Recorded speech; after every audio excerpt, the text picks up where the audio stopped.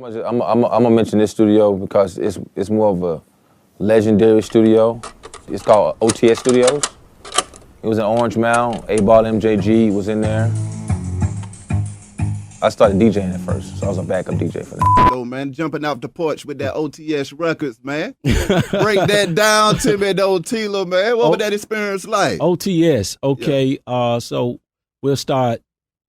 OTS was that was first thing come to mind. Reggie B. You know, and Diamond J. Shout out to Diamond J. What up, Reggie? Memphis, a city that's known for barbecue, music, and violence.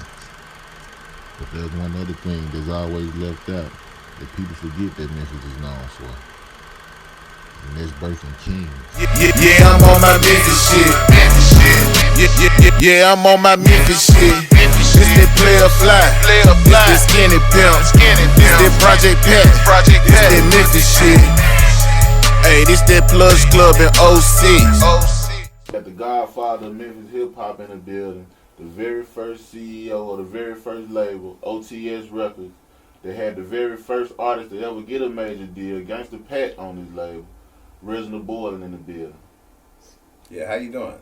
Yeah, I'm good, man. How about yourself? Everything's good, man. Everything's good. I appreciate you inviting me on your segment, man. I appreciate you giving me the time, man. This real legendary. You know, the first person that ever had the vision. And that's the first question I want to ask you. Like, what made you have the vision? What made you say, man, I'm going to start a hip-hop label when there wasn't no hip-hop labels around? Well, I started, I guess, as a child and, you know, being in school, man, working with Xavier. And then my little man, Anthony Collier, man, he had GTG. That was Good to Go, a label.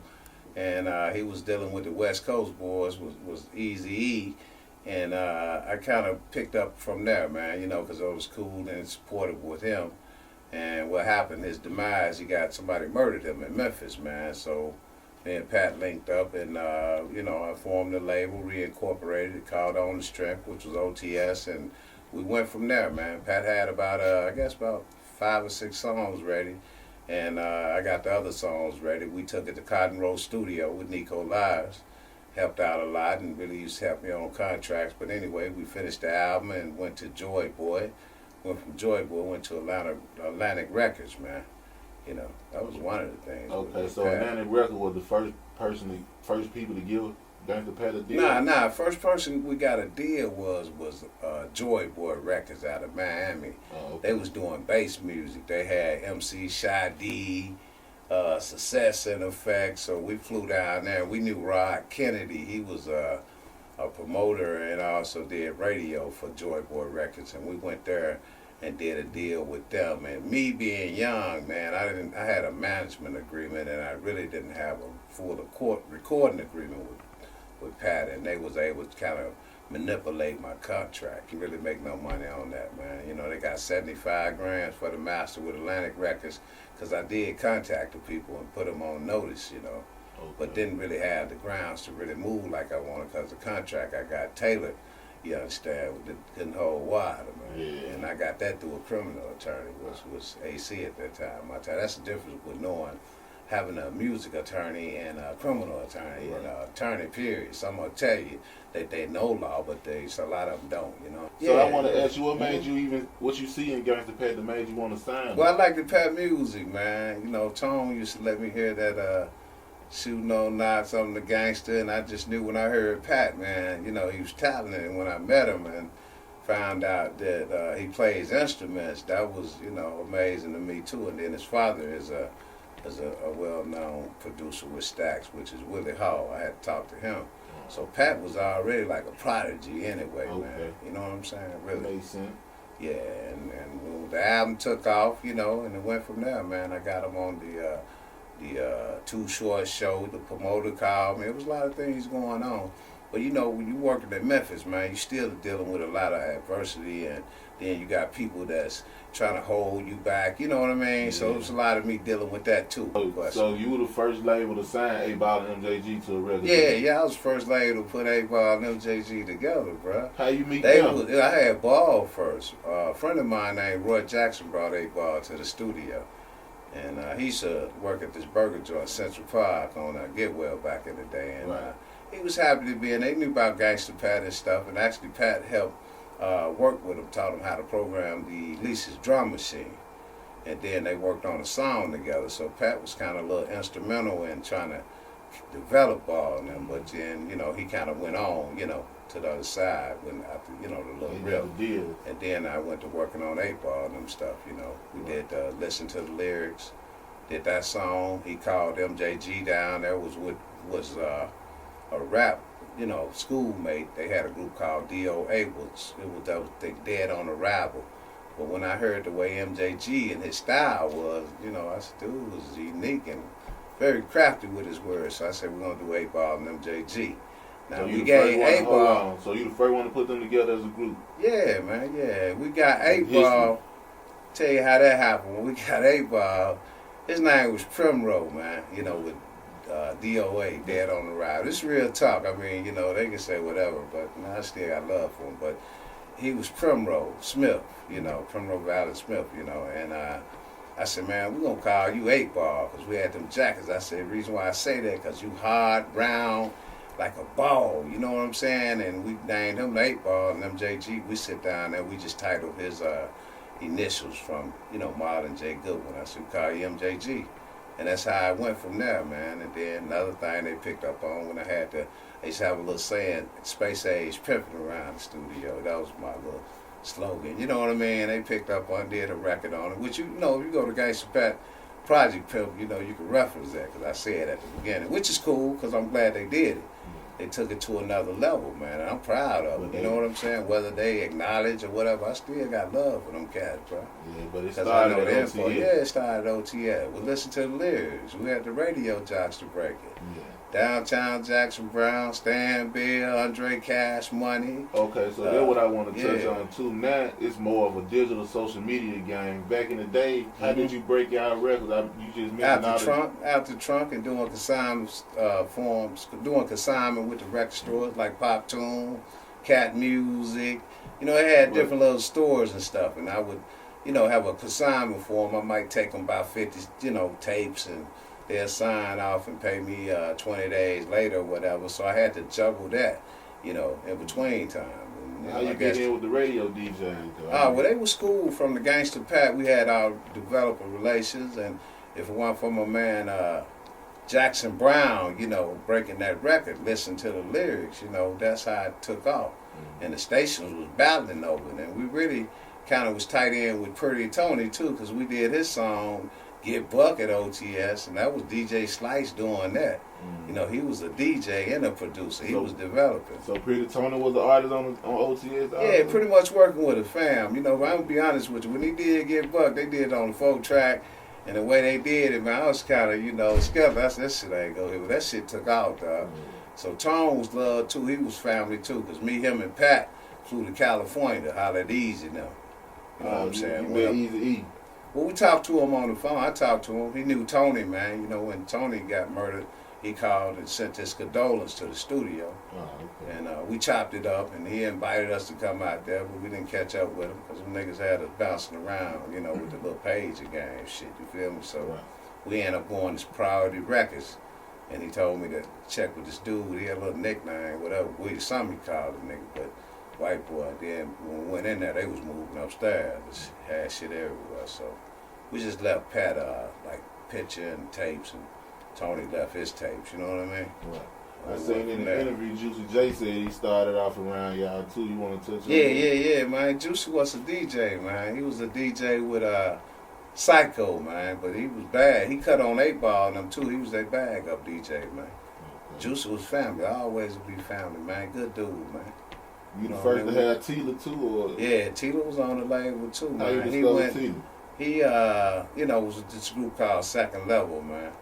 And they came in there, you know, and we went from there. You know, this little guy that managed them, Clark, Larry, he had them. So, you know, we linked up and, you know, worked from there. He did bring them cats to me, though. That's how I got Tela. So I was working on Tela and them album. Tela and them was like the Legion of Doom. They was like Pat Little Opera side group, but then Tela and them was developing their own styles. They was crafty. Him and Cody, man, Marcus, that boy was, man, like bad, man. Really kind of got overloaded, man, because we had rappers coming from everywhere. We had Men of the Hours, that was Psycho, Al Capone, Criminal E. Then you had Homicide was down there, great rapper, one of the best. They was too cool. Then we had Radical T, man, I'm talking about a little everybody, you know what I'm saying? And producers, man. You know, it was kind of like a center point right there. Blast Cap, you know what I'm saying? He was signed. Third, 7 Pal. Man, I mean, that list go on. Even when I went to Atlanta, too, and started working, because I moved, you know, when 8Ball and them got to Swab House, ran off, you know, I had sued Swab House, too, man. They didn't just run out. So what happened? Yeah. He just, what happened was, man, dude got a hold to him. He came by the studio, and he had a tape called Smooth Rhyme Criminal. Yeah, Tony Draper. Yeah, he came down there with this other guy. I forgot, that was Tim Woods. That was over Buckhead. Not Buckhead, but over there in Bethel Grove, man. I'm thinking about that. He the one turned the Draper on the ball now, man. And he came by the studio. He had a little tape, Smooth Rhyme Criminal. All them stuff was hot with Lyrics of Pimp. You know, that was a big gangster rock record, you know. They don't really acknowledge that night, nigga. Now, I mean, they don't really acknowledge it for some reason, but, you know, it's all good because that was their beginning. Everybody know that was a big gangster rock record. Right. We had a 3, like a little maxi single, man. With 3 songs on it, you know. That was Pimps in the House and Got to Be Real and Listen to the Lyrics, which is so good, you know, like in certain areas in the Mid-South, Mississippi, Alabama, and Memphis and on up, you know, different areas. And Draper knew that when he came in, and he got him, you know what I'm saying? I mean, like, you know, when you give kids money, you know, they gonna run. Mm-hmm. He did call me, though, but he wanted me to beat him somewhere, and I didn't do that, bro. I said, meet me at the office. Real talk. It's on everything. You know, and next thing I know, they was in Texas, man. Coming out with it. But they didn't just get away, because I sued Home, man. Home spent like $175,000 fighting me, man. He had a big-ass firm, Chapman and Sanders. I had one little lawyer, but he tried to offer me 50 G's, man. But I'm like, nah, bro. You just got to do 15, 20 million from Universal. You ain't really have to do no work on them. They already knew how to produce and do everything. OTS taught them that. You know what I'm saying? Yeah, so with Ball and them, they just got to brace their humble beginnings. I ain't got no love. Ain't no love lost with that. I love them cats. Gonna always love them. Shit, I planted the seed, whether they want to see it or not. The truth is the truth. Okay, so we seen you in the movie Choices. I want to know how you get that role, man. What was your role? Explain your role. I played this boss, you know, which Paul and them knew I was a boss. DJ Paul know that. So he used to call yourself. Yeah, playing myself. He knew what the deal was, because I know his family, you know what I'm saying? And I know Paul was a little dude, so he pretty much knew, and they wanted me to play this boss role, and I ended up, you know, doing it for him, you man. Remember the call? You remember the actual call when he called you? Yeah, I remember he called. He sent me the script first, so he had me to read for it, and he was like, we're going to shoot it in California, man, by the pool. So I'm gearing up. Then he called me talking about, man, we got to let Carl Canai do it. And I guess Home didn't match up to it, and then he called me back, and we ended up doing it. We shot that on top of the roof. Same roof we shot it on, I had a high rise up in there years ago. You know what I'm saying? Right up in the downtown on the Mall of Memphis. And that was kind of ironic how, you know, when we shot it. So when we shot it, everything was natural, man. You know what I'm saying? Mm-hmm. And then after that, you know, I just did that for him for love. He took me to the casino, and we got a little buffet and no gambling money. But that was cool because that was love. Yeah. I ain't asked for nothing. But Choices 2 was a little different. You know, they had to kind of dig in their pocket, you feel me? A little bit. We shot that in L.A., man. You know, like I say, it ain't nothing but love with Juice and them. I got a gold album from I Bet You Hit 'Em Up. You know what I mean? I Bet You Won't Hit 'Em Up. Hold on, so that's your record, I Bet You Won't Hit 'Em? Yeah, it's 8Ball and them and MJG. First record we had Pimps in the House. One to the mother. So they took that because they had same record Triple Red got on his album today. Yeah. We seeing about that too. It's all good. Paul can't do too much. That hand get hit, man. Yeah, but it's good though. That's the beauty of owning records. Hey man, you got to take care of your business. Make sure you got your publishing and everything taken care of, man. Your copyrights and your paperwork. Anytime you're dealing with it, this is business. This business is 90% business and 10% show biz. And I say to any young cat that's out there trying to do it, learn the business first. Anybody can go in the studio and rap. but know your business. Me, I had to learn the hard way. And niggas that I helped, they don't even acknowledge that I was even in the picture, man. You Google 8Ball and them, the 2 labels come up as Swab House and Bad Boy. I'm like, how's that so? But that's all good. I ain't mad at them because I got love for them. But while we doing this, I plant that seed, baby. You feel me? That seed and grow. So don't think I ain't gonna label the fruits. Yeah. I do label it, man. Real talk. You understand me? But hey, so we that's see them. y'all still looking good, still moving. What OTS got going today? Hey man, we busy. I got my cousin I'm working with, a couple of my kin folks. You know what I mean? My one cousin, Kodak 1K. Finna work with him, and you know what I mean? It's gonna be some hot stuff, man. I got him gonna work with Squeaky and DJ Zert and a few other producers out of Memphis. Kind of keep that same formula and use some of that old music that I got in the catalog that they familiar with. Yeah, you got And one it's of your gonna new give artists that today. flavor. You wanna Yeah, introduce? man. Yeah, for sure, man. Now I want to introduce my other cuz. He come out from doing 26. He's gonna collaborate with us. So we got a whole new thing in store for this. We got movies. I got a book finna come out. It's called "And Don't Fuck with the Muscle." You understand? And it's gonna give you the real history on this music stuff, even with the legal battles. I ain't gonna go into that, but you know that was got me paid with them sampling the music that we laid the format for. We was the one creating that sound for that gangster walk. You know what I'm saying? First one. Yeah, shooting on all that, man. 8Ball them lyrics, and that's good. You see what I'm saying? Even though they might not want to say nothing, but it is what it is. Sometime in life, you have to tell the truth. You have to brace it, let it go, man. Because if a nigga helped me and even gave me a sandwich and I laid on this couch a week just to have strength to go in the studio, I ain't going to forget it. Right. Because I might cut my best hit just by getting that rest and a sandwich at my cat house. Right. And see, the people got to acknowledge that. You know what I mean? Don't act like that because you get out there and you go get an award. You got to come from somewhere, bro. When you came in the studio, bro, you was big old horse, smelling like a bull, man. You understand me, man? And ready to record, and I give you that opportunity, man, like a big brother, all of them, bro.